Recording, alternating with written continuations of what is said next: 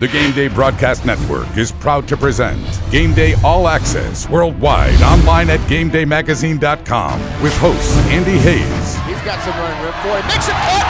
Past midfield. He's gone. 30, 20, 10. Goal line. Touchdown. And Bruce Bornarth. Jet down the sideline. Get zone. Touchdown. Gameday All-Access is proudly presented by Integrated Sports Medicine and Physical Therapy. Get back in the game of life, the game on the field. Manhattan Pizza, now serving Ashburn, South Riding, and Leesburg with the best dang pizza in the world. By Max Muscle Sports Nutrition. Max Muscle, partners in health. By Online Mental Trainer, Optimal Thinking, Champion Results. Visit ReadWriteTechnology.com. Verizon Wireless, the exclusive wireless network of the Gameday Broadcast Network. Gameday All-Access. Become a Gameday MVP member today and never miss another big game. Phenom Strength and Conditioning, where athletes train to exceed expectations. You've now been granted a Gameday All-Access pass. Now let's join the worst prognosticators in high school sports on the Gameday Broadcast Network. Hello and welcome to another episode of Gameday All-Access. I'm Andy Hayes, joined alongside Bruce Bornarth and Ben Simpson. And gentlemen, we're not having a debate today. We're just going to have a nice, friendly conversation. There's no winner today, Bruce, even though you didn't go 10-0 like I did last week. So, I win. So here's the deal. I had 10-0 within the first 30 seconds. Unlike the two presidential candidates, there will be no winner declared at the end of this show, even though I went 10-0 last week. How you guys doing? That's twice within the first 30 seconds. I owe Bruce money now. I had, pay up, Ben, you owe me $1. I had the first 30 seconds before 10-0 came out. I was actually going to go there first and cut you off at the pass, but I'll let you gloat. I'll let it go. When I smoked you, and went 8-2 for 3 weeks in a row. You average that out over what your last 3 weeks average has been, and I think I'm still a game or two ahead. You know what? Far be it from me to brag and gloat and boast. First 10-0 of the season. I'm feeling my oats a little bit today, though. All right, look, hey, good week of football last week. Great games. We had some great games. Ben and I had classics. Now, Bruce, you had a pretty good game for about a couple plays, and then it was a blowout pretty fast here. But ultimately, I think what we're starting to see is some of these big showdowns, right? And that's what we're getting. We're getting that in the Concord. That's where we're going to start here. The Concord District featured two great games. We're going to start with Centerville and Robinson. This was an overtime game. Ben Simpson had the call on this one here. And you look at how this one played out. Centerville was leading this game. Looked like they were going to beat Robinson. And the Rams come back. Joe Wilson putting up big numbers again. A few touchdowns here in this one. Ben, your thoughts on this game? Well, Joe Wilson did what he does best, run the football 238 yards in this one. All four of the scoring plays for Robinson came from Joe Wilson. And this was a very strange finish. If you want to go back and rewatch this game, it's available on demand. It goes into OT, all tied up. Robinson gets the first possession in overtime. They score. Joe Wilson, 1-yard run. Centerville gets it first play in overtime. They fumble the football. Any Centerville fans in attendance were, they were pretty upset at that. To lose in that fashion, to not even get yourselves a shot to tie that up was amazing. But Robinson is hitting their peak, man. I mean, this is the time of the season where teams start hitting their stride. And Robinson is right there, and they're right in the mix in the Concord. You know, and that famous Robinson roller coaster that Bruce has talked about for years, I don't think they're on anywhere but an upswing right now. I picked them last week because I really felt like Robinson had kind of gone away from what they had done well over the years with Mark Bendorf, which was run smash mouth football right down your throat. And that's what they always did well. Well, here they are back doing that. And you got to really credit Trey Taylor and his staff down at Robinson. They found a guy in Joe Wilson, just a junior. He's got 21 touchdowns on the season. He's over 1,000 yards, leading the Washington Metro region in rushing right now. I mean, this guy is carrying Robinson to big wins, and it may not stop. And Ben, you were just talking about this. You have them as the third best team in the Concord, but they might be the third best team in the whole area. And maybe that's low. They might be top two.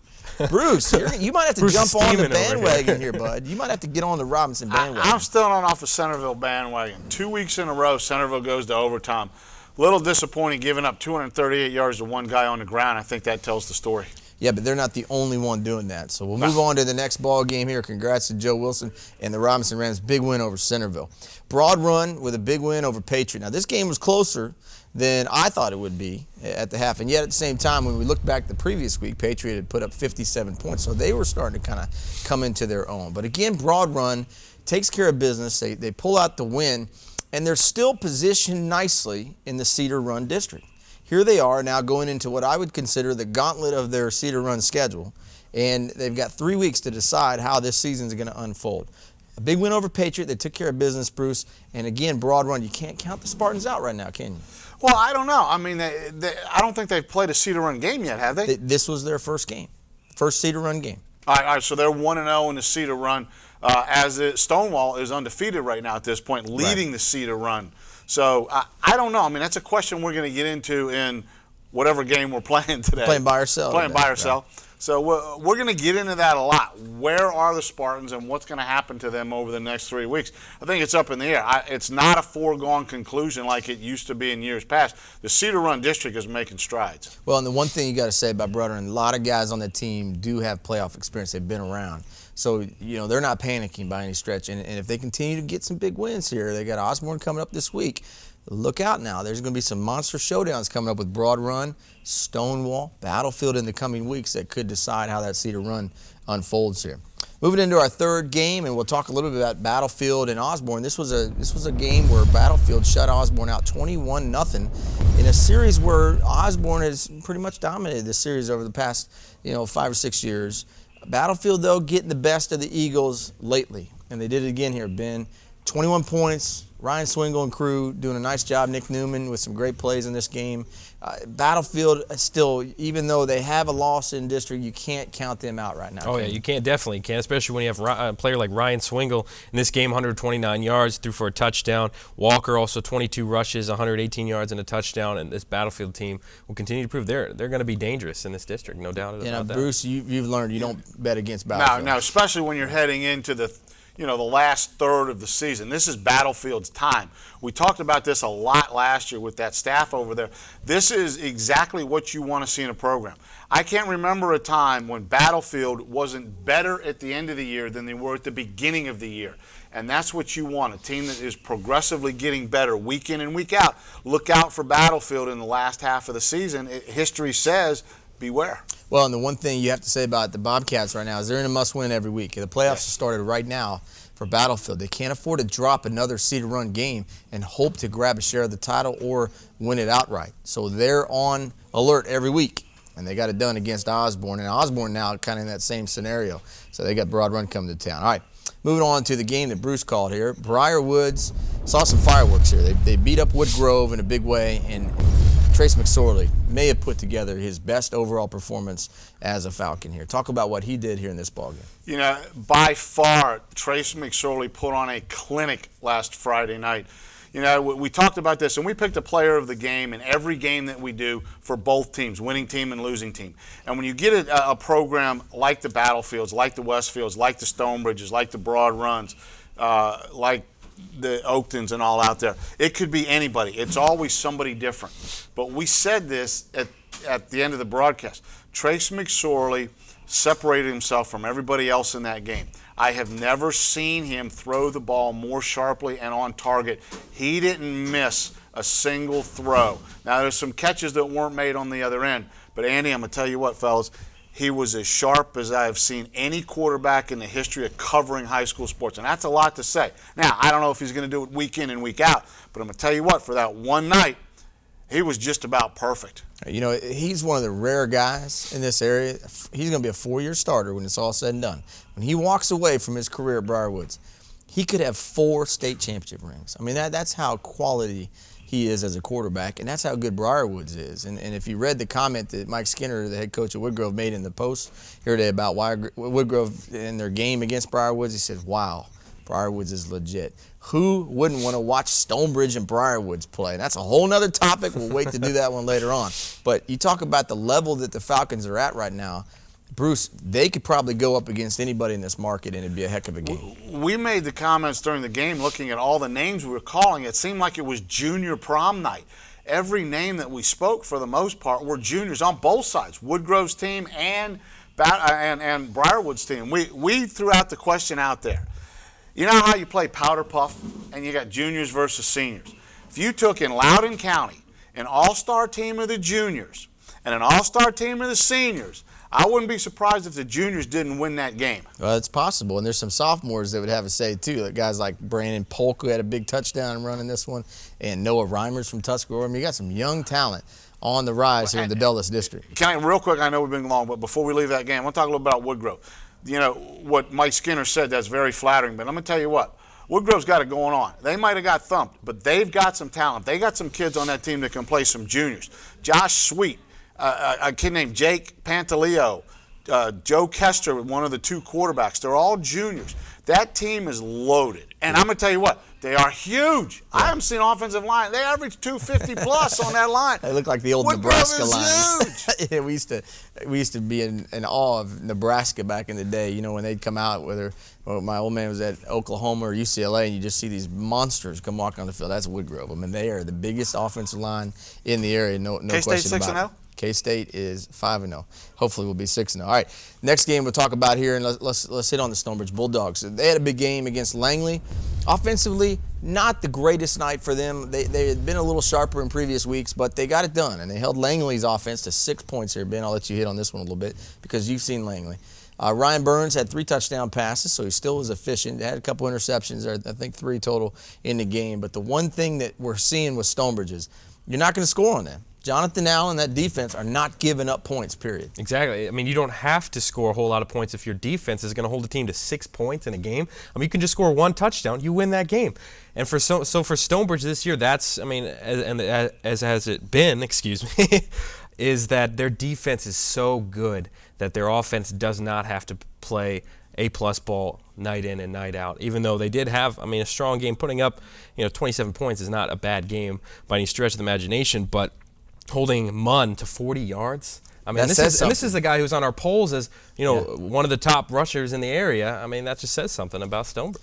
Yeah, and I think the one thing right now, if you're Stonebridge, and this is the challenge that Mickey Thompson and his staff often have, they get into this schedule of the Liberty District, and a lot of these games aren't going to be close. They play Marshall, who's 0-6 coming up here this weekend, and the problem you have is that you really are playing down the road each week. You're playing for that game that you're going to see in the state semifinals and in the state championship game, because right now we can't identify one team in Division 5 that will give these guys a run for their money. I can't. I don't think it's even close. I think they're that far ahead of everybody else. So then if you're Stonebridge, you got to start playing almost against yourself almost. What do we have to do to get to the level to beat a Phoebus or a team from the central region in the semis that's going to give you a run for your money? Because there will be a team that does that. And I think that's the challenge for Coach Thompson and their staff, is that they have to demand a certain level of improvement whether they're beating people by 5 touchdowns or not. And that's a hard thing to get high school kids to understand. Don't pay attention not necessarily to the blowout that we just had. What did you do wrong in this game? Right, that you have to get fixed, otherwise we won't win a state title. All right, Bruce, am I right? Well, all you have to do is throw up a beach highlight reel, each week, and forget breaking down the game that you just did. Throw up the beach highlight reel of the Phoebuses, the Hamptons, and all those schools down there and say, fellas, that's down the road. You want to beat these guys? This is what we have to do to get there. Yeah, so a big win for Stonebridge. Congrats to them. They move to 6-0, and they stay as our #1 team in the power poll. Thomas Emerick will be here a little later on to talk about that here on Gameday All-Access. Final game, and it was the game. It was Westfield and Chantilly. And let me tell you, let me just say this. Bruce said this a couple weeks ago about the game he called. He said he's a fan of the game at Centerville Hayfield. I'm a fan of Chantilly Westfield. This was one of the games that I'll remember forever, and it was just a great night. I mean, the kids were awesome. The student sections were jammed out in the stands. They were loud. They were crazy. They were yelling at each other. And then the game ended up being exactly what you'd hope. 24-21. Westfield wins it late on a touchdown run by DeLon Richardson. Controversial call in the end zone on pass interference. We went back and watched it several times. Can't really tell from our video. But ultimately, a well-played game. Very few penalties throughout the entire game. Both played great. And I thought Chantilly showed something in this game. They showed that they can go toe-to-toe with the best team in our eyes in this market in Division 6 and give them a run for their money. They could have won that game very easily. And so now, last year we said Chantilly could fall off. I don't think so, guys. I think this Chantilly team is here to stay, and I think they could end up being a team to watch out for a Northern Region title run. That's just my personal opinion. After watching them do what they did to Westfield, I really feel like that could happen. Ben, your thoughts on this game as well? Well, I think what it also showed is, with this Chantilly game and with the Robinson game when they play Westfield, is that Westfield is susceptible to, close games and situations where they can lose. And we think Westfield is, the big dog, is that they're so much head and shoulders above everyone else, but that's just not the case. Especially what Chantilly proved here is that this is not the same team that got blown out last year. This is a much better team. And Romine, I told you that he needed to have a good game, and he did have a good game to keep this thing close, and it was a fun game to watch. And Sean Huelskamp, there's a guy we got to bring up. He's having a tremendous season for Chantilly, catching the football. He makes an unbelievable one-handed catch in the end zone on this touchdown late in the game to put Chantilly ahead. And it's just playmakers, guys that are stepping up making plays for Chantilly this year that weren't doing it a year ago. They didn't have that guy making that play. But now they got these guys, DeAndre Harrison, Ross Sims. Ross Sims can play for my football team any day of the week. He's the guy He's you a go. Tank. I want him carrying the football. Man, is he good. So, it was a great game, great win for Westfield. We talked to Kyle Simmons after the game. He just said, hey, you got to win these kind of games if you're going to be a champion. But he did admit that his team got hit a little bit in the mouth and they were staggered a little bit. So it was a good test for Westfield too, right? Because you can't assume you're going to run through everybody. And I think that's the thing that they take away from this one as well. But, we'll talk about the spirit battle in a little bit because we've been just getting lit up on, Twitter, Bruce. I know you still haven't figured that out yet, but the kids have been wearing us out. I went phone shopping today. Smartphones? Yeah. Uh-oh, that's a scary thought. So that's our final game to talk about. We're going to step aside here on Gameday All-Access. When we come back, it's time for Inside the Huddle. We'll play a little buy or sell, and look out, there's some zingers on here. See, presidential debates. I'm working on it. Okay. We got some zingers coming up for you here right after this.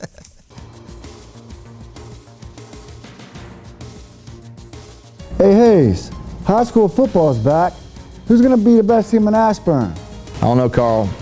I'm not touching that one either, buddy. That's highly controversial right now. Hey, didn't you win a Picks of the Week last year? Hey, yeah, that's accurate, Carl. Hey, it's hard to be a champion. I'm working hard in the offseason here to repeat this fall. Hey, I heard a rumor that your producer, Helene, is the one that wins that every year. You know what they say about rumors, Carl? Only some of them are true. So what's it going to take, Hayes, for you to defend your championship? Well, the thing is, Carl, only a select few have what it takes to be a champion, and the knowledge of how they get to that point is highly proprietary. I can't share that with you. Yeah, whatever. High school football fans, don't miss Gameday All-Access each week online at GameDayMagazine.com. Dive into the area's best storylines and break down the biggest games to get you ready for the Friday night lights. Gameday All-Access, weekdays online at GameDayMagazine.com. There's only one Game Day. We're back here on Gameday All-Access. Andy Hayes, Bruce Bornarth, and Ben Simpson here. Time for Inside the Huddle. We'll pass the ball off to Ben Simpson, who's our quarterback. Ben, play a little buy or sell today. This is my favorite time of the show because it's when I don't have to look like an idiot. It's got you two guys in it. He's calling us an back idiot and now. forth. That's great. We fit the bill. Right in now, doesn't it? We fit the bill, though, yeah. All right, first question for buy or sell. Oakton will be proven overrated. They're 6-0. They finish up against Chantilly, Westfield, Robinson, and Centerville. Last year, didn't we have the same conversation? 6-0 Oakton, taking care of business, ranked in the top 5, and what did we do, Bruce? We called them a pretender, right? Ignited the whole community down. They were so upset that we would call them out. So here we go again. I'm going to let you start. All right, well, here, look, listen, I'm selling it because I don't think this is a referendum on Oakton. I think that the question is, did we underrate the Concord District at the beginning of the year? And I think the answer to that is probably yes. I think what we are seeing with Robinson, Centerville, and Chantilly now emerging, I don't think we gave the Concord District the credit that is due the rest of the teams in the district. So I don't know that that we overrated Oakton. I think we underrated the rest of the district. Okay, look. You could be on the stand on the next presidential debate. That was the most political answer I've ever seen in my life. The question is Oakton overrated? I said in the beginning, no. They're not. I said I'm so selling you're buying that. them. You're buying no, them. It says Oakton will be proven overrated. I understand. The answer to that question is no. Okay, they're not overrated. They're not overrated. The question really should say, are they a pretender or a contender? And we just didn't have the ability to play that today. But the fact of the matter is, until they beat somebody that has a great record and is a great football team, how can you say that they're not what they are, right? They're 6-0. As Bill Parcells used to say, you are what your record says you are, right? You're 6-0, undefeated, number 4 in our power poll. So I'm selling it with you, Bruce. But next week I might come back and go completely overrated because they have to beat Chantilly. And by the way, they've done it quite a bit. I mean, they've beaten Chantilly quite a bit. But the point of the matter is Oakton is an untested 6-0 in my book. I mean, they've beaten some okay teams. Nobody you'd write home about and say, signature win. So the Madison win right now looks like their best win. And Madison's 5-1. So I'm not 100% on their bandwagon yet, but I'm not off either because I think Kyle Downer changes the dynamic of this team this year compared to what they had going a year ago. So I'm selling it with Bruce. I'm saying they're not overrated. I like Oakton where they are right now. What did he just say? How many times did he jump over the fence? So you're saying we can both debate each other is what you're saying, right? Yeah, I mean, these are some big tests coming up for, I mean, you talk about Chantilly, you also got Westfield right the week after that. The season starts right now. Exactly. That's exactly right. Buy or sell, another Concord District question. The Westfield defense was exposed by Chantilly this week. Oh, I'm buying that one. I'm buying that one.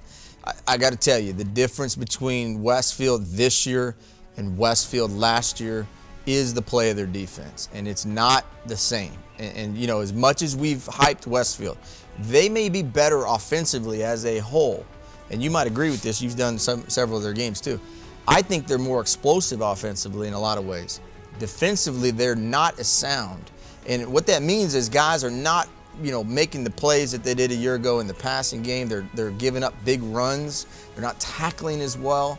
I think this game showed us what Ben said earlier, that Westfield will play close games the rest of the way with these other teams in the Concord that can run the ball, that play physical up front. Now where Westfield is really good is in the trenches on the offensive side of the ball, but not as much on the defensive side. So Coach Shields, Coach Simmons are two fantastic defensive coaches. They've got some work to do to get this team ready to challenge for a Northern Region title because I believe Chantilly exposed their weaknesses in a lot of ways. They took advantage of the fact that Westfield's trying to stop the run, the play action pass was there, Bruce. I walked away thinking that's not a championship caliber defense right now. I mean, that's how I walked away from the game against Chantilly. So, yes, exposed. I'm going to sell it for another week. I'm going to take a page out of the Hayes Play iPad. Like that? Didn't think I knew that, did you? I don't know what that means, but go ahead. That's your playbook on the iPad. Oh, okay. Okay? Yeah. That's like the pros are doing now. Do you know what iPad is?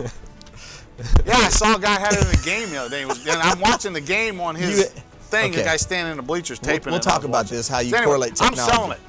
Look. I've talked a lot in this about the Skins game in golf and validating things. I want to see what happens to the Westfield defense next week. They got a tough game against West Potomac, another good team. So I want to see what Westfield does next week. Ask me then. I'm going to sell it for right now. I think what we've seen is teams that have a good balanced run and pass attack have done well against Westfield. I mean, you have a running back. You saw what DeAndre Harris did. You saw what Joe Wilson did. And then you can mix in the pass. Westfield. And Ben, the one thing to say, this week it's DeMornay Pearson L. If there's one guy that will obliterate bad tackling, it's this guy right here. Westfield has their biggest challenge this week, in my opinion, against this offense from West Potomac. No doubt about that. Buy or sell, Broad Run will win the Cedar Run District. Okay, so to clarify earlier, I said they'd gotten a win in the Cedar Run. Patriot does not play in the Cedar Run officially this year, even though they're playing Cedar Run teams. So Broad Run yet to lose a game or win a game in the Cedar Run, so it starts this week with Osborne. I'm going to make a prediction to you. I really believe Broad Run is going to win the Cedar Run District. That's where I feel like this team is at. I think the early season schedule for Broad Run will really help them in the next 3 games. Number one, they're not going to be intimidated against Osborne Battlefield, or Stonewall. Because when you've seen Briarwoods, Stonebridge, and Woodbridge, those 3 teams do not look like those 3. You understand that I mentioned? So I think the Spartans go into those games believing they can win, and I think they come out. I think they come out with at least a share of the Cedar Run District this year. What's Broad Run, 3-3 right now? Yep. So after going 1-3 to begin the season, I'm going to buy it as well. I think Broad Run, Andy made a point in the last segment about experience. Broad Run has that playoff experience, not only on the field, but in the coaching staff. Look at some of these other teams. Stonewall, undefeated still right now, leading the way in the district. They haven't even really started district play yet. So they don't have that playoff experience or that leadership there yet in the locker room or on the sidelines yet. Look at Battlefield. That's the team that you have to worry about if they can make that run from here the rest of the way. But I'm going to buy it. You know why? Because Broad Run has the power of the 70s behind them. There are back-to-back Broad Run High School class reunions. Last weekend, there was a reunion, a 35 reunion of the class of 1977. I went, saw a lot of good friends back there. There's also, this coming weekend, Broad Run High School reunion covering the whole decade of the 70s. 230 people already signed up to come to this thing. You know, the power of the 70s will propel the Spartans to the top of the Cedar Run District. Bruce, you know, when you said the words, you know, Andy had a point. You had some credibility. When you went to the reunion, all that just went right out the window. But apparently the 70s will help Broad Run win the Cedar Run. Let's just wait and see what happens. And to clarify, and to let you know what the district standings are right now: Stonewall 2-0 in the district, Battlefield 1-1, Osborne 0-1, and we mentioned Broad Run has not played a district game, and Freedom 0-1 as well. So you also have the advantage, a couple teams already experiencing a loss. Yeah, and the loss Battlefield took to Stonewall is huge. I mean, because, you know, Broad Run could essentially lose that game to Battlefield next week and then beat Stonewall at home the week after, and they'd still have some sort of a share if they beat Osborne this week. So, you know, there's still a lot to be decided. But I like Broad Run to be right here, and I think they'll grab a share of this thing. All right, moving on, buy or sell. Sharando will win the Northwestern District. Book it right now. I'm buying it all the way. They call me Andy Sharando Hayes out in Stevens City for the reason that I like Sharando. And I like Sharando to win the Northwestern District. And all those guys out there in Winchester, my buddies out there they're going, Hayes, you know, all the Millbrook fans and the Skyline fans are saying, you're crazy, you know, Sharando's down. But let me tell you something, they're 3-3 right now. And against quality opponents, they've struggled a little bit. But think about who they've played. Martinsburg, Loudoun County, right? I mean, that's a couple right there that are quality opponents, and Loudoun County's been blowing everybody out. They lost to Musselman. That's a game they could have won. So that's one that Sharando feels like they should have had. But Bruce, I'm going to tell you something. They got Hanley this week coming up at the Hanley Bowl. They win that game, and then it's on with the game against Skyline the following week. And that's at Arrowhead Stadium. I'm telling you, if you don't think I'm right, you go talk to anybody in Stevens City. Nobody's panicked out there. They think that the Northwestern District still runs through Hank and whatever the Warrior's name is on the top, running out there. Who's Hank? Hank is the horse. And I don't know what the heck. Traveler? Yeah, you named him Traveler. He's up there above Ben's head. The bottom line is we don't. Hank is the horse. Where's Hank? I don't know, but we don't know what the guy's name is either. But you know, Traveler, we named him Traveler. That's what it is. They're winning the Northwestern District. I'm buying it. Buy it, buy it, buy it. As many shares of this as you can buy. You know, one of the great things about high school football, the way it is formatted in the state of Virginia, it's 2 seasons. You've got your non-district games in the beginning of the season. You can go 0 and whatever, and it doesn't mean a thing. It has absolutely nothing to do with your district play. That's a totally separate season. It may affect seeding and all that once you get to the postseason overall record, but it has nothing to do with your district title. Sharando going into district now has momentum. They learn from those games. They get the great experience from that. They get beat up a little bit and they get tested. But it's a whole new season, and that's the way it'll be sold to the Warriors. And believe me, they're buying it in that locker room. I'll agree with both of you guys. I think Sharando runs the table the rest of the season. Buy or sell, Warren County is the best team in Division III. Ooh, this is a tough one. Because now you got Kettle Run, right? So Kettle Run was the best last year, and so far they've looked unstoppable. But so is Warren County. And Warren County is kind of that unknown, but they're unknown at 6-0. And they're waxing people. And they've got a great quarterback. Last name Post, Michael Post, I think his name is. Let me tell you something. That game coming up in a couple weeks, Bruce, would be worth you taking a trip down there to go call it. At Warren County in Front Royal. You know how to get there? It's out on 81. They got a great atmosphere out there. That might be the game of the year in AA football. I'm not kidding you. 6-0. They'll probably both be 8-0 going into that game, right? I'm gonna sell it right now because I think, if you're from Missouri, they call it the show me state. Warren County has to show me they can beat, Kettle Run, because Kettle Run is the top dog. But they might just do it, man. And I'm gonna tell you one other thing, right? The one thing I gotta say about that game is that could just be a preview of the regional championship game, because I think they're gonna play twice this year. That's my personal opinion. I don't know what he's talking about. He's from Oklahoma. Show me state, Missouri or something? Look, with all due respect to the Wildcats, it hasn't been that long ago that we were looking at the Wildcats going, are they going to win a game this year? Everybody wanted to schedule the Wildcats for homecoming. That's not the case anymore. But I don't know that they're ready to take that Kettle Run step yet. I'm selling it at this point, and I'm sticking with Kettle Run. But the one thing I'm saying is there's a lot of separation between, I think, those two teams and the rest of the local Division III schools. Not even close. Yeah, there's nobody near them.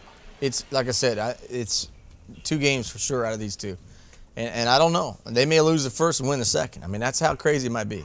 Looking forward to that. And our final buy or sell question, Robinson will go the furthest from the Concord teams. All right, so we know Bruce is selling this. We already know. and as much as I want to buy this, because I'm really behind what I see at Robinson right now.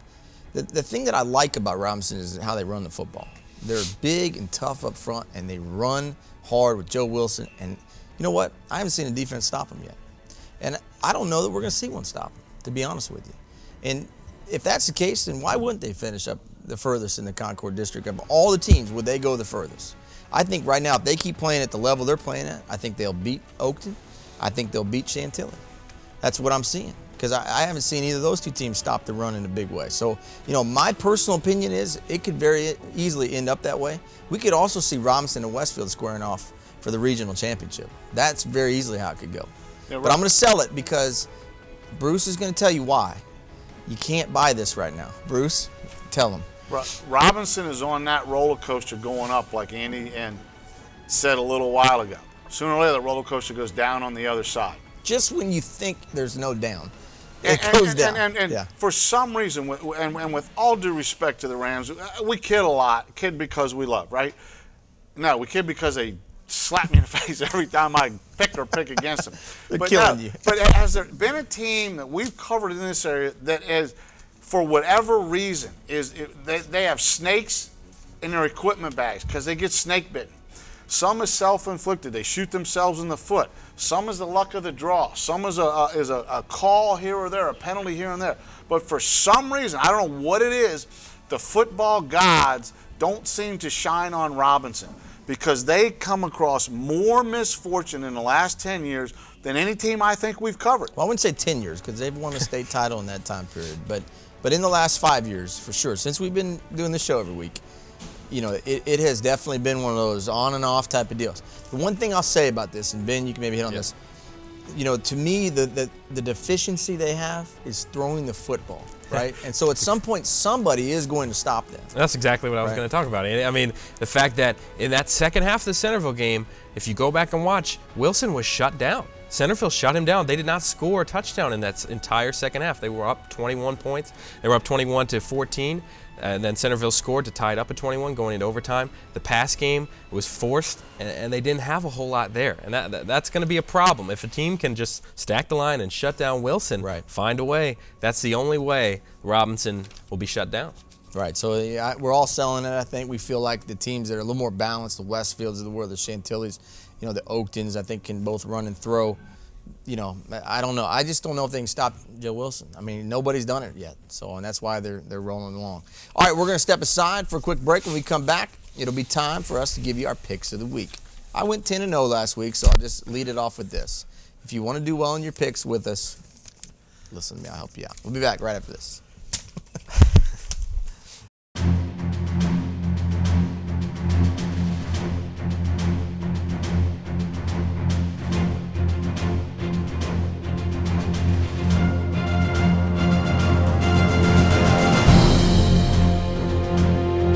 Visit the Game Day Broadcast Network on Facebook to receive expanded coverage of high school sports in Northern Virginia. Facebook.com/Game Day Broadcast. And follow Game Day on Twitter. Visit Twitter.com/GBN Mobile and follow your favorite team with Game Day's exclusive television shows online at GameDayMagazine.com. Join the network today and make Game Day your home online.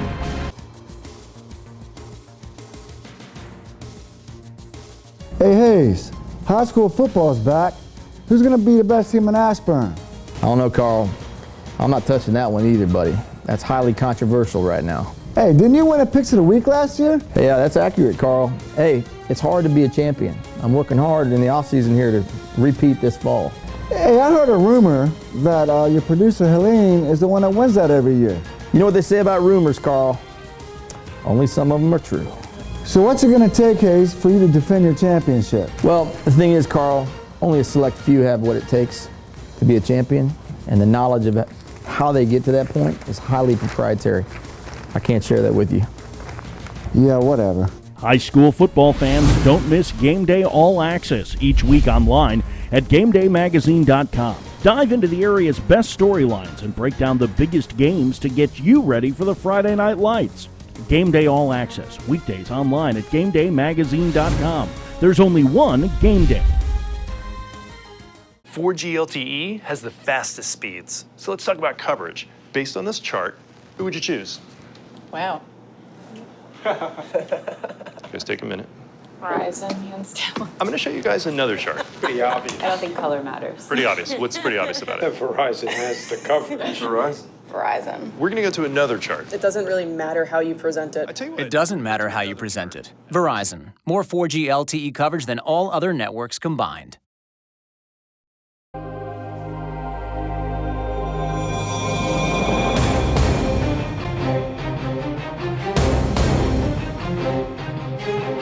We're back here on our Game Day All-Access set, Diamond Sports Training. We appreciate them being the official home of the Game Day Broadcast Network. And right now it's time for us to get together our picks of the week presented by Max Muscle Sports and Nutrition. Bruce? What? 10-0 last week for yours truly. I've said it now 4 times in this show. You weren't bad. You were 8-2, right? Yeah. 8 wins. That's pretty good. So Sharon has really helped you in the last 3 weeks because, I mean, your winning percentage is going through the roof The right now. woman is on fire. She is on fire. Somebody's helping you. Ben, where you at? I'm around the middle. You're right in the middle? Yeah. 5-5? Yeah. So we're going to try to help Ben a little bit this week. All right, let's start with the first game here. And you're going to laugh at me and go, this is a no-brainer pick. I'm going to tell you a little stat here that you're going to have to think about for a second. Centerville travels on the road after this tough loss to Robinson. Wildcats have had a couple this year, right? I mean, they've had a couple that haven't gone their way. Now they're on the road at McLean. And while McLean won a game with a baseball score last week, 5-0, I want you to pay attention to the goose egg here, Bruce. Okay, I'm going to help you a little bit. You ready? So tell Sharon this when you get home. McLean is giving up only about 7 points a game defensively. That's as a whole, and they're 4-2. So they've played pretty well defensively. Now, offensively, when you're putting a 5 spot on the board and that's it, yeah, you know, as long as you win, you're happy. But they're going to have to score more this week to get it done. Can they beat Centerville? What inning did they get all those I think it was runs the in? 7th. The 7th? Diamond Sports Training, also the home of Team Flight, High Jump, Long Jump, Triple Jump Academy. Shameless plug. Any questions about that? Give me a call, shoot me an email. That's right. No, I on don't Twitter, think- right? On Twitter. Yeah, tweet me. Tweet Andy, Oh, and he'll gosh. tweet to me. You can Maybe. bounce the tweets around. Yeah. Listen, now, Centerville 2 weeks in a row goes overtime, wins 1, loses 1. I think Centerville breaks out this week. I think it's going to be a low-scoring game. I'm picking Centerville 14-7 in this one. So you're taking Centerville big. Yeah, I'm taking Centerville. You're taking Centerville Just No, by I'm taking Centerville just by medium. touchdown. Yeah. Okay. Medium. I'm going to take Centerville as well. But I'm telling you, this game last year was 42-7. This will be a lot closer. Because the Cardiac Cats, they got to make it fun, man. They got to make it fun. If you get to call a Centerville game with us on the Game Day Broadcast Network, you're in for a show. It's always a good time. All right, Liberty at Kettle Run. Boy, how things have changed in a couple years. I mean, Liberty used to put the shellackins on Kettle Run. It was like 81-0 one year, 77-0 the next year, and now Kettle Run is looking for their 3rd win in a row over their rival. There's no Tommy Buzzle there anymore, right? So they're not getting a chance to get a little revenge back on Coach Buzzle for those early years. But it will still be a sweep to the Kettle Run kids if they can beat Liberty this week. What do you think? You know, that's the scary part about making this pick. They beat them twice in a row. Third time in a row, that's what makes you think a little bit. But, sports are cyclical, and I think we're in the cycle now for Kettle Run. Liberty getting used to a new program, a new system. Tommy Buzzo, one of the more dynamic personalities that we have in sports, and it's hard to replace a guy like that. Now, I'm not really even talking about X's and O's and on the field. I'm just talking about attitude, demeanor, approach, and outlook. And I don't know that Liberty, until they cycle through and the rest of the Buzzo kids graduate, it may be similar to this. So I'm taking Kettle Run. I think Bruce is exactly right. Take Kettle Run at home. Well, the one thing you got to say about this game, it's got to concern you if you're Liberty, is the way you played against Warren County.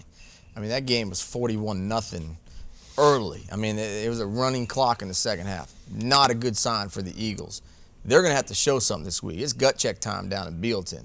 Take Kettle Run. They won't lose this game because, quite frankly, they want to win this one badly. So I'm taking the Cougars in this one. All right. Rando to the Hanley Bowl on Saturday. This is always a great game. We've had some overtime thrillers with these two last couple of years, right? I called one out at the Hanley Bowl a couple of years ago. Controversial ending. They're still mad about it. Here we go back there again in Winchester, Bruce. Warriors get the win, 2-4 Hanley. This could be a turnaround game for them if they get it. I'm taking Hank.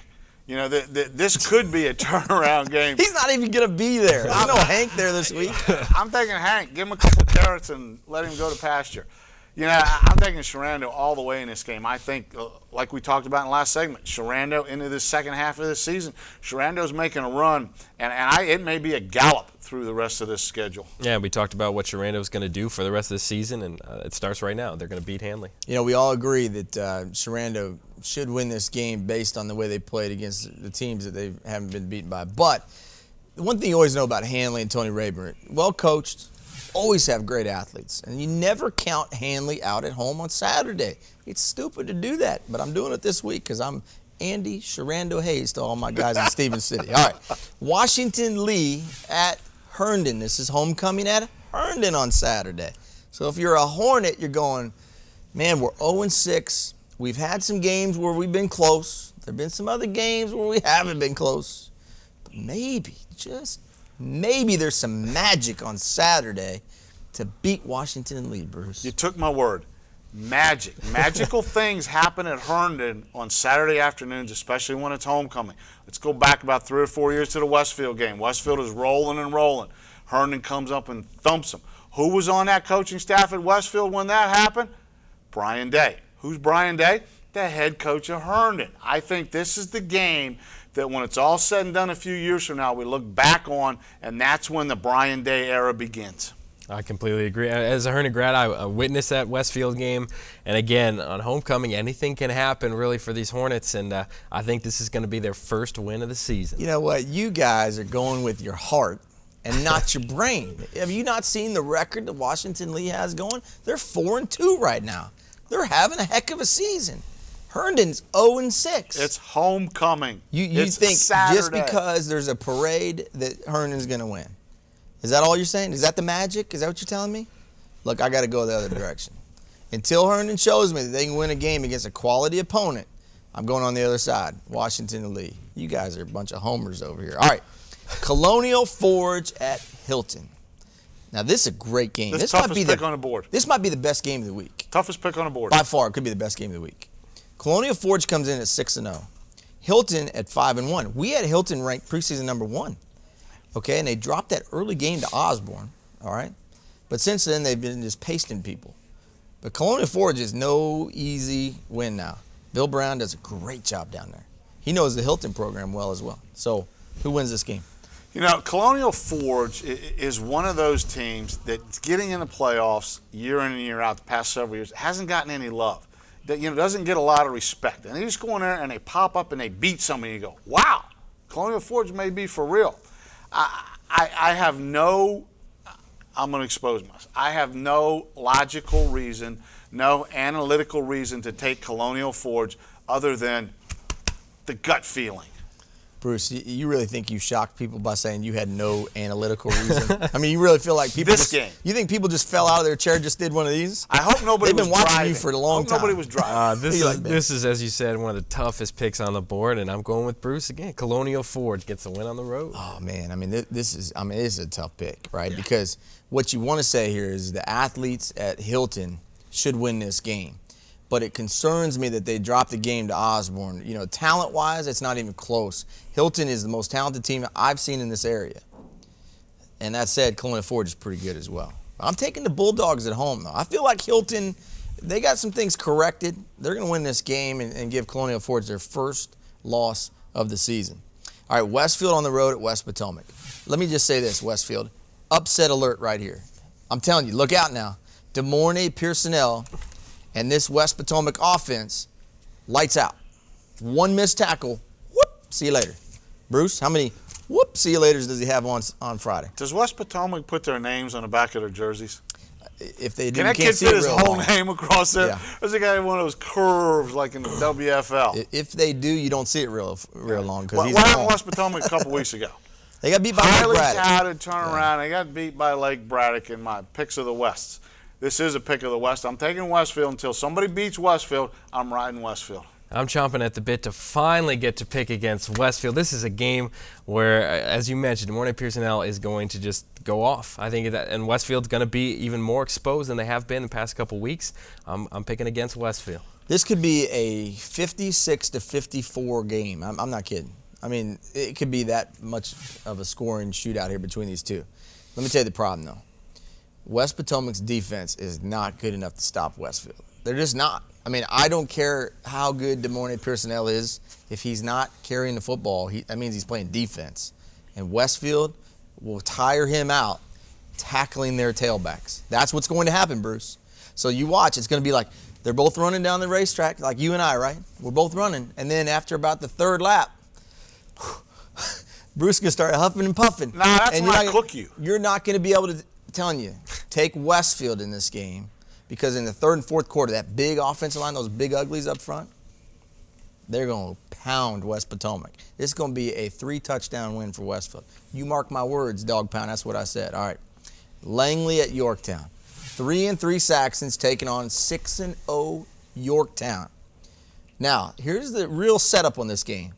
You got Liberty District, quality team, I think, taking on the National District's best team with an untested schedule. Who wins this game? I think Yorktown does because of the experience of the last couple of years. They've been the best team in the National District for the past couple of years. They lost a playoff game last year. Everybody kind of scratched their head a little bit about. Expected them to go maybe one game further. Well, they lost in the championship, regional championship game to South County. Yeah, right. That's what I'm talking about. Right. So they get there. They've got that experience of being there. Langley, again, another up-and-coming program. One of the ones I said was one of the surprise programs of the year. I still believe that. I still believe in the Saxons, but I just don't think they're ready to compete at that level yet. I'm going with Langley. I think Phil Munn comes out with a little fire in his belly. He was held to not the production he would have wanted last week against Stonebridge. He comes out in this game, runs for over 150 yards. They get the win. Now, let me tell you, there's a guy by the name of M.J. Stewart at Yorktown who's pretty good too, right? One of the top rushers in the Washington metro area right now. But let me tell you the problem with Yorktown. You just don't know how good they are.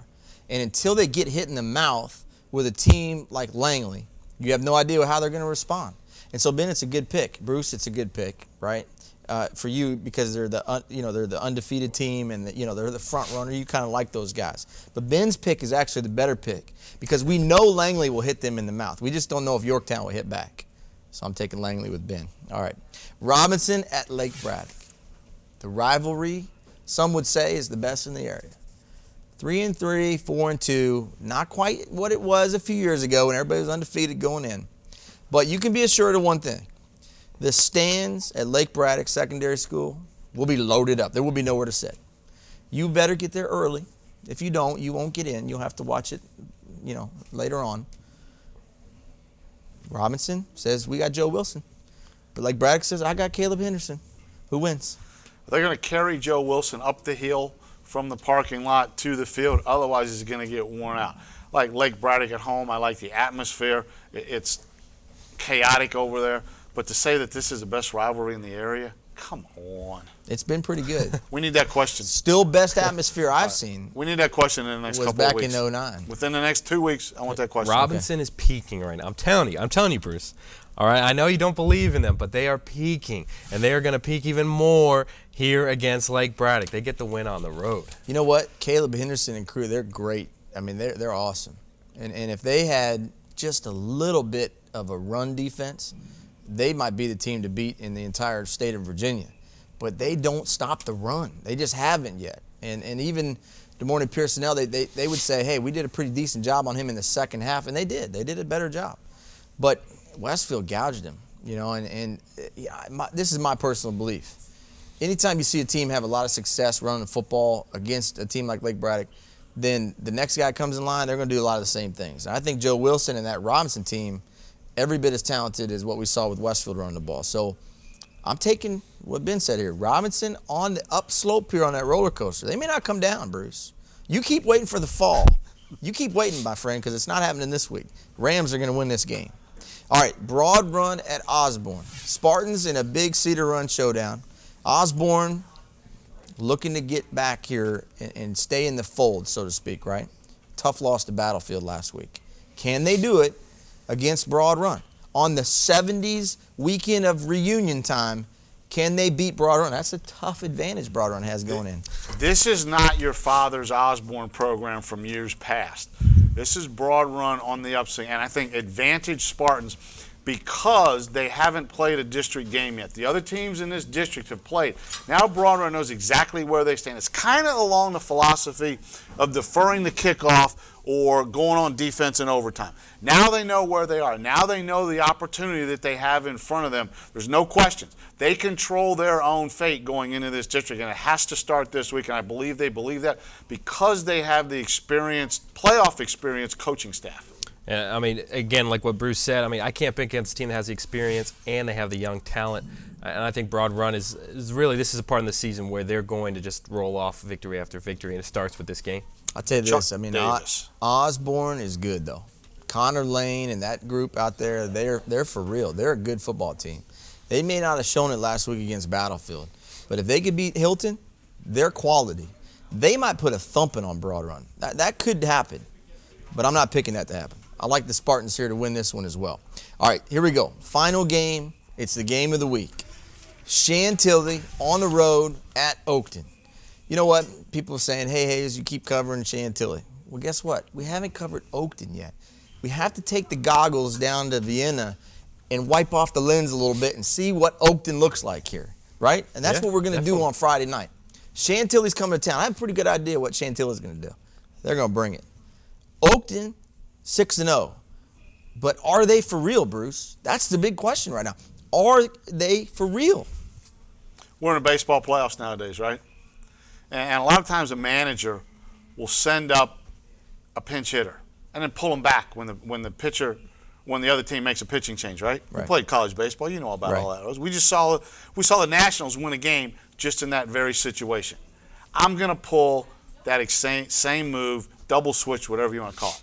I was going Oakton all the way. I was a no-brainer. I wasn't even thinking any other way, just the way Chantilly's been playing. But sitting here, something just kind of got to me a little bit. You've been sold. I've been sold. I'm buying Chantilly in this situation because I don't believe Oakton's going to go and run the table.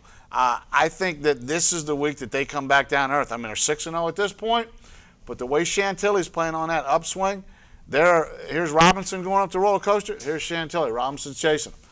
Okay, let me give you a little stat nugget. Ready? Go. Oakton has won 10 of the last 15, or 10 of 15 in this series. Chantilly hasn't won in this series since like 08, or 07. It's been a long time. So the Oakton fans are going, Bruce, you're a moron. Why would you take Chantilly in this? They haven't beaten us since we first started the Game Day Broadcast Network. That was a long time ago.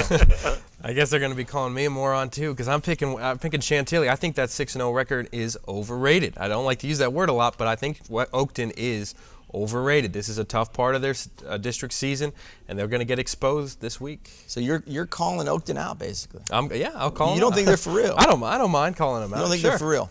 You know, here's what I say about this game. Ready? This is my analysis that I think you have to listen to for 1 second. Okay. Number one, it's going to be a close game. It always is. It's going to come down to the fourth quarter, bad call, turnover, big tackle. You know, somebody makes a play. But the key thing here is for Chantilly after this loss, how do they come back? You know what I mean? And I think you have to ask this question. They felt like they could have beaten Westfield. They were so hyped for this game. Their fans were hyped for this game. And it just fell away from their reach at the end. So what are they going to do this week? Are they going to hit the tank and be done? You know, because that could happen, man. They can come out on Friday night and be flat and have nothing left after that loss to Westfield. Or what I said after the game could happen. They could walk out and go, we can play with anybody. 6-0 Oakton, no problem. We'll hit you right in the mouth and you'll see what happens. I think that's the Chantilly team.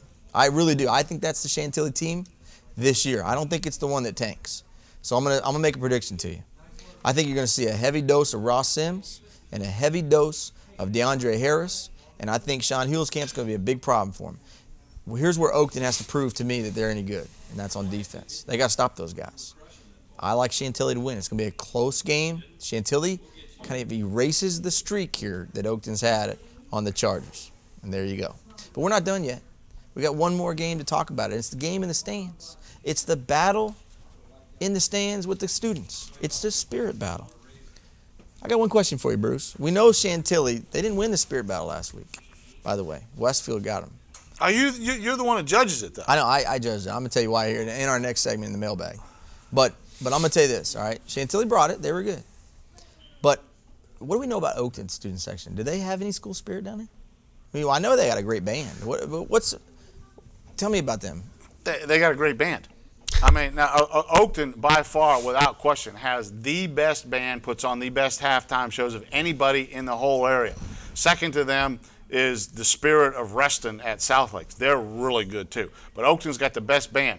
It seems to me that band is so big and covers all the field that that's where all the students are, so the student section is empty a lot of the times. So, and you got the big gold, what looks like the movie Oscars statue of the cougar that goes out on the field. Right. That's about it. Chantilly. Is it loud there? I mean, no. Is there no? I don't remember. No. I know the cowbells are there. I remember that, but is it loud at Oakton? No. We have talked a lot about, or I have, complained or criticized the programs and the student bodies that don't bring it on the road. You know who brings it on the road? Chantilly brings it on the road. So you're calling Chantilly is going to win this? Oh. Hands down. Slam dunk? That is the slam dunk lock of the week. I can't remember if it's loud at Oakton. I just can't. I can't remember. What do you think, Ben? I mean, and last year I did like 5 Oakton games, and I can't even remember how loud it was. And again, we already know what Chantilly can bring. We've seen them on the road. We've seen them at home bring the student section. So, I mean, I think it's an obvious pick. But Oakton, feel free to prove us wrong. I mean, feel free to come out. But at the same time, my pick's got to be Chantilly. Yeah, I mean, I think that's the question. You know, I mean, is it going to be loud on Friday night at Oakton? I don't know. It might be. I know it's going to be loud across the way. It's going to be loud across the other side. I don't know. You know, I'm going to take Chantilly. Oakton's got something to prove this week. I don't even know is it loud? I've never heard it loud there. If you don't remember it being loud, then I can't recall it being so loud where it was like, wow, we're at Oakton. It's like the referee and the umpire that you don't notice. There you go. The challenge is out, Oakton. What's your student section like this year? I mean, you're 6-0 on the field. I mean, we got to see what you're doing here in the stands, and that you're on the clock. It starts on Friday, and it's not starting at 7:30. It's starting at 5:30. Where are you at 5:30? You know, the Chantilly fans last week, Westfield fans, they were loaded up at 5:30, already in the stands going nuts. Mm-hmm. I don't know if we'll see that out of Oakton.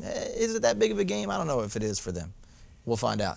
That's it for this segment here. We're back with more right after the top 10 plays here from this past weekend's action on the Game Day Broadcast Network.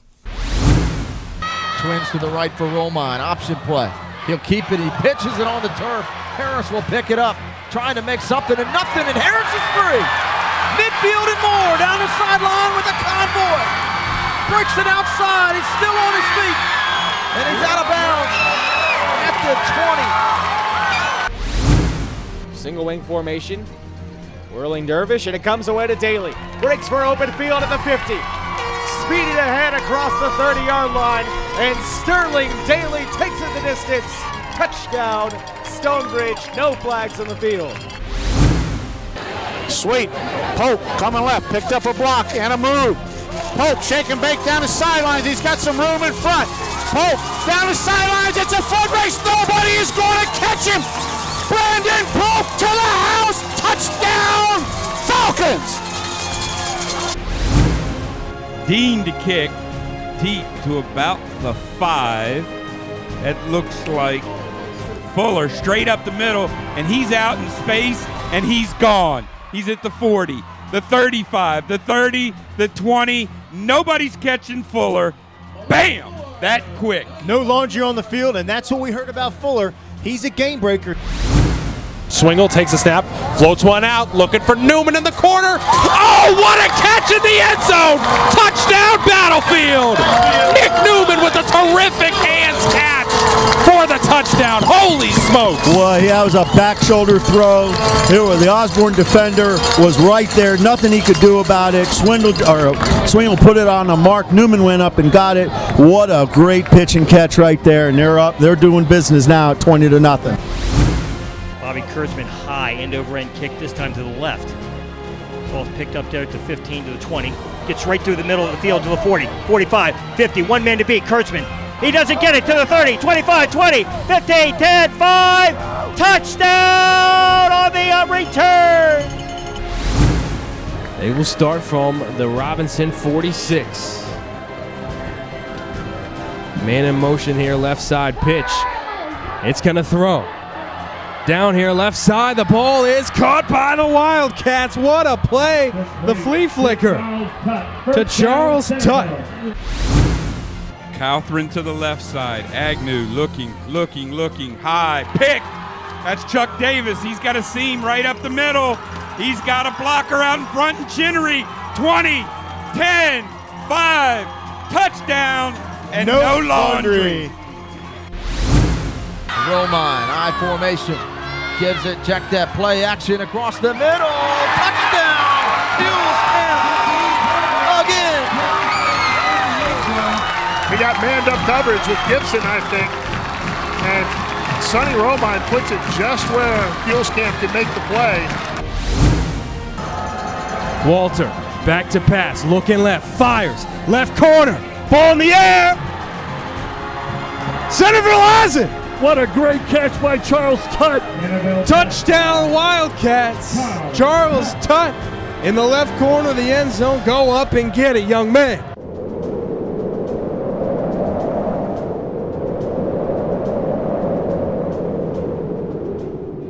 Final segment here on Game Day All Access this week. Andy Hayes, Bruce Bornarth here on the Game Day Broadcast Network. Now joined by the power pole guru, Thomas Emerick.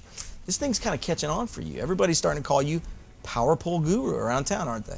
Yeah, I mean, I go to Glory Days. Hey, what would you like, power pole guru? Want another Diet Coke? Sure, I'll have another Diet Coke. It's been great. They reference you by name, asking you about a Diet Coke. What he doesn't know is it's free refills. He thinks he's getting He's something. like, man, I got some perks for this thing. It's awesome, Hayes. All right, Thomas, here we go, man. Power pole is done again for this week. Certainly the top 3 teams stayed with where they were. Westfield survived the scare, right? But let's go ahead and throw the screen graphic up there and run us through the top 10.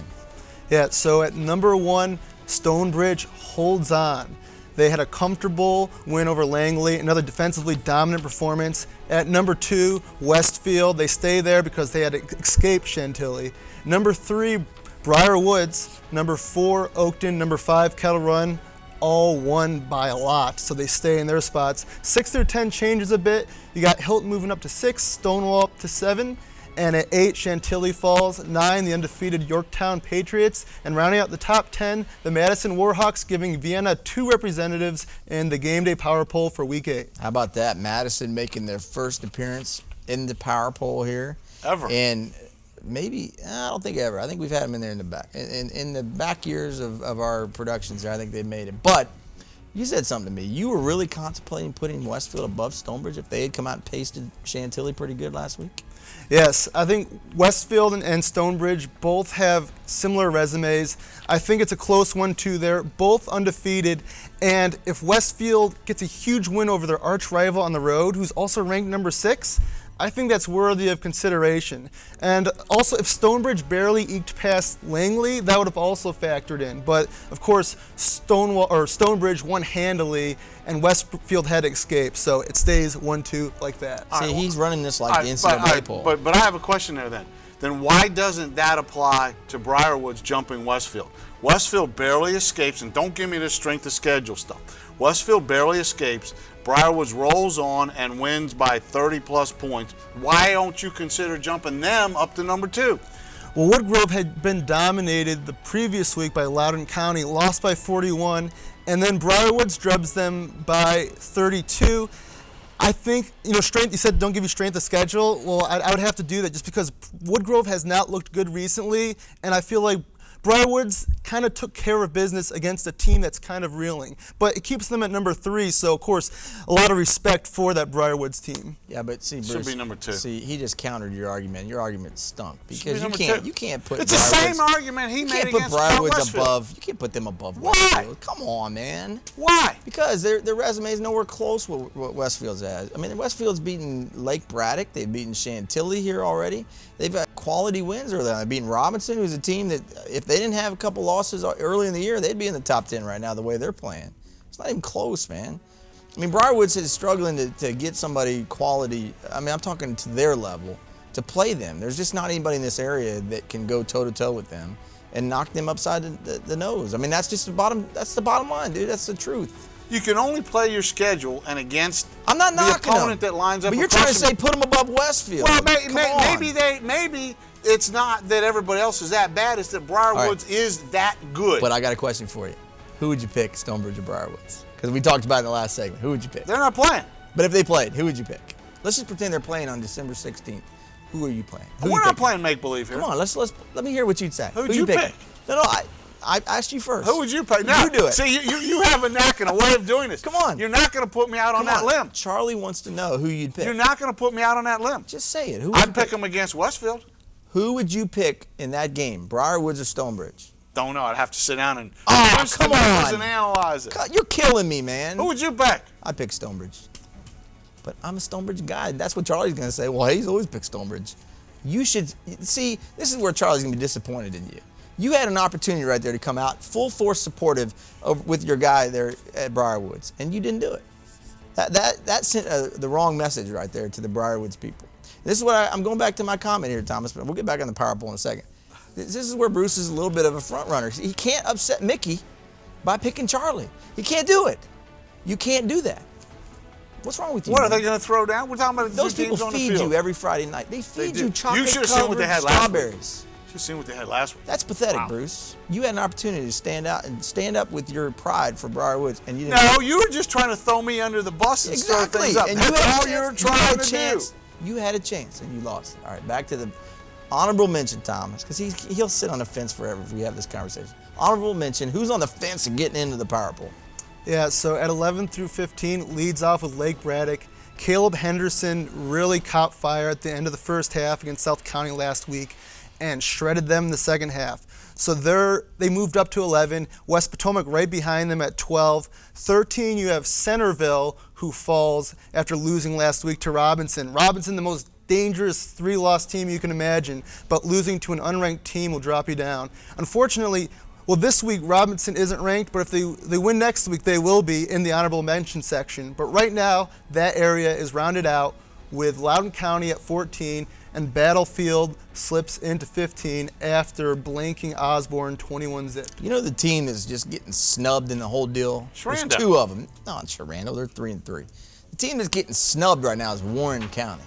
They're 6-0 going, hey, what about us? Yeah, we're out in front Royal. Nobody knows how to get to our school, but come on, man. We're pasting people. 41-0 at halftime or something over Liberty. What about the Wildcats? Don't they deserve a little consideration? Oh yes, they get consideration, but they need to be one of those two, Kettle Run, or maybe Fauquier. Yeah, just two more division or district wins. Yeah. And Warren County's definitely in there. Perhaps one more. We got to see how the rest shakes out. Robinson's dying to get in. We got a couple other teams lingering near the edge, but Warren County definitely deserves consideration. I guess if we had a snub, you would call Warren County the snub. Yeah, I mean they've got a little case here, and then certainly Colonial Forge, a little bit out of our market, so we haven't really considered them a ton here. So Colonial Forge people are probably going, what's going on with this? This poll doesn't make any sense. But it's primarily the schools we cover up in the market. But I think that's a good point. Warren County maybe deserves a little pub in this poll. Yeah, exactly. They may be way out there in Front Royal, but we can't forget about them, and we haven't. We know they've been doing some good work, and if they go out there and win the Evergreen, of course they're going to be in our top 10. And we'll see exactly how high they push. Yeah, and if you want to get into the top 15, Warren County, all you have to do is tweet us at GBN Mobile and give some props to the Power Pole Guru. You'll be in there. I promise you. He loves that kind of stuff. All right, final thought here moving forward. Big games coming up this week. Upset alert, movement that we could possibly see in the poll. I think the one team you got to put on upset alert is Westfield, right? I mean, they're going up against number 12, West Potomac. West Potomac wins that one. That could be a big shocker to the whole system, right? Exactly. Chantilly really exposed some chinks in the armor for Westfield, particularly in the run defense. And the triple option really burned them here and there. DeAndre Harris, Sonny Romine, Ross Sims were all able to pick up a lot of yards, big chunks on the ground. And you have West Potomac with, next to Joe Wilson, perhaps the best running back in the region through 8 weeks. DeMorney Pearson L. definitely is a guy that puts Westfield on upset alert. And West Potomac as a whole has played great every game, dominated outside of that one loss to Lake Braddock. Yeah, and then again we stay in the Concord. Chantilly, the Chargers, if they beat Oakton, who's ranked 4th in our poll, I don't know that a lot of people consider that an upset, but by virtue of our rankings, it would be, because Oakton is at 4, Chantilly at 8. But the poll could see the most movement we've had already this year, this week. That's what I'm thinking, not only this week, but the rest of the way going forward. We've had some great games and some instant classics going this far in the season. But I'm going to tell you what, things are really going to get heated up in the next 3 weeks. Jot down and mark down what the poll is now, and look to see who's out and who's in that's not in now when the final poll comes out at the end, because there are some dogfights on the horizon. No question. And the other team that I think you got to look at is Stonewall, right? Because they do have that great win against Battlefield, but they're going to play Osborne and Broad Run coming up here in the next few weeks. So, there's still some unsettled, things to be decided on the field with Stonewall too. Will they hang on to that undefeated record? I think that's a good question here moving forward. Thomas, thank you for joining us. Look forward to the next Power Poll. Great. All right, that does it here for us at Gameday All-Access. We thank you so much for watching this week's show. Tune in Friday night. Big games coming up here all over the region. We'll see you next time here on the Gameday Broadcast Network. This exclusive broadcast has been presented by Integrated Sports Medicine and Physical Therapy. Get back in the game of life, the game on the field. Manhattan Pizza, now serving Ashburn, South Riding, and Leesburg with the best dang pizza in the world. By Max Muscle Sports Nutrition. Max Muscle, partners in health. By Online Mental Trainer, Optimal Thinking, Champion Results. Visit ReadWriteTechnology.com. Verizon Wireless, the exclusive wireless network of the Gameday Broadcast Network. Gameday All-Access. Become a Gameday MVP member today and never miss another big game. Phenom Strength and Conditioning, where athletes train to exceed expectations. Any reproduction of today's events without the express written consent of Gameday Properties LLC is strictly prohibited. All rights reserved.